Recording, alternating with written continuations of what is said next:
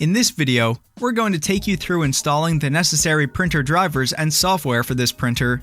After you have inserted the included CD-ROM or downloaded the software from our website, run the setup program and choose Quick Install. Agree to the terms by selecting Yes. Choose your connection method, which in my case is Wi-Fi, and select Next.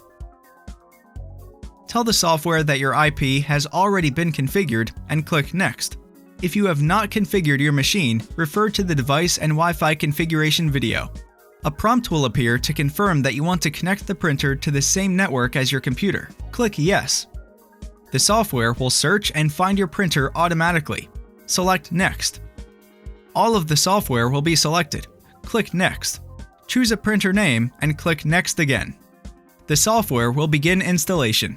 Once the installation is complete, you are ready to print.